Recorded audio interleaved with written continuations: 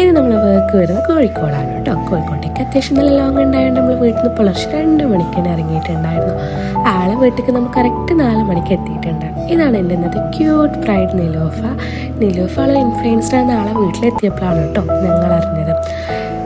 ആളുടെ makeup concern വളരെ സട്ടിലായിട്ടുള്ള ഗ്ലോയിഡുവായിട്ടുള്ള ഒരു ഫേസ് മേക്കപ്പ് ആയിരുന്നു കേട്ടോ ആള് പറഞ്ഞിട്ടുണ്ടായിരുന്നത്. ആളെക്കുറിച്ച് പറയാനാണെങ്കിൽ ആൾ നല്ല സംസാരിക്കുന്നൊരു ബ്രൈഡും കൂടി ആയിരുന്നു കേട്ടോ. ആളുടെ ഇൻസ്റ്റഗ്രാം പേജ് ഞാൻ എന്തായാലും കൊളാബ് ചെയ്യുക.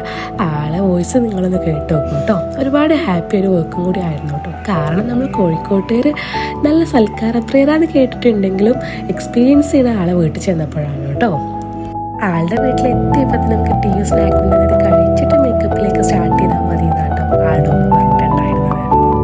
അതുപോലെ തന്നെ എനിക്ക് തിരിച്ചു പോരാൻ നേരത്ത് ബ്രേക്ക്ഫാസ്റ്റ് കഴിക്കാൻ ടൈമില്ലാത്തതുകൊണ്ട് ആളുടെ ഉമ്മക്ക് എനിക്ക് പാക്കാക്കി തരികയാണ് ഉണ്ടായിരുന്നത്.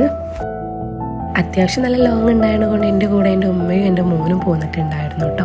മേക്കപ്പ് സ്റ്റാർട്ട് ചെയ്യുന്ന കൂടെ എൻ്റെ വരെ അവർക്ക് ബോറടിക്കുമോ എന്നുള്ളൊരു ടെൻഷനും, നമ്മൾ എന്തായാലും വേറൊരു ഹൗസിലേക്ക് പോകുമല്ലേ, അപ്പോൾ ആ ഒരു ബുദ്ധിമുട്ട് അവർക്ക് ഉണ്ടാവുമെന്ന് എനിക്ക് നല്ല ടെൻഷൻ ഉണ്ടായിരുന്നു കേട്ടോ. എന്നാൽ വിചാരിച്ച പോലെ ഒന്നുമല്ല, അവരുടെ കൂട്ടത്തിൽ അവരാളായിട്ടാണ് കേട്ടോ അവർ നമ്മൾ ട്രീറ്റ് ചെയ്തിട്ടുണ്ടായിരുന്നത്. ഈ വർക്ക് ഞാനും എൻ്റെ മോനും എൻ്റെ ഉമ്മയും ഒരുപാട് എൻജോയ് ചെയ്തൊരു വർക്കും കൂടി ആയിരുന്നു കേട്ടോ.